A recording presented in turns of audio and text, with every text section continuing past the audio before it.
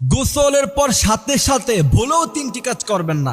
যদি করেন তাহলে আপনি মারাত্মক অসুস্থ হয়ে যাবেন। বয়স 40-50-এর পরে দেখবেন আপনি কঠিনভাবে অসুস্থ হয়ে গেছেন। কারণ এই অসুস্থতাটা একদিনে কেউ হয় না, আস্তে আস্তে ধীরে ধীরে মানুষ এই অসুস্থতাগুলি গ্রহণ করে। এই জন্য বিশ্বনবী সাল্লাল্লাহু আলাইহি সাল্লাম তিনি যে কথাগুলি বলেছেন 1500 বছর পরে ডাক্তাররা যে কথাগুলি বলছে বিশ্বনবী সাল্লাল্লাহু আলাইহি সাল্লামের সাথে সেই কথাগুলি মিলে গিয়েছে। আমি বড় আশ্চর্য হই যে রাসূল 1500 বছর আগে কি সুন্দর কথা তিনি বর্ণনা করে গিয়েছেন। গোসল করার পর সাথে সাথে প্রথম নাম্বার যে ভুল করা যাবে না সেটা হচ্ছে গরম খাবার খাওয়া যাবে না গোসল করার পর সাথে সাথে। দ্বিতীয় নাম্বার, গোসলের সময় অতিরিক্ত গরম পানিতে আপনি গোসল করবেন না, তাহলে আপনার যে স্কিন আছে সেটা ড্রাই হয়ে যেতে পারে। তৃতীয় নাম্বার যে ভুলটা আপনার গোসলের সময় করবেন না সেটা হচ্ছে কেমিক্যাল জাতীয় সাবান প্রতিদিন ইউজ করার দরকার নাই। এটা বিশেষ করে আমরা যখন জামিয়া রশিদে পড়তাম তখন আমাদের ওস্তাদ জি বলতেন প্রতিদিন তোমরা কেমিক্যাল জাতীয় সাবান দিয়ে গোসল করো না, তাহলে আপনার যে স্কিন সেই স্কিন নষ্ট হয়ে যেতে পারে। এই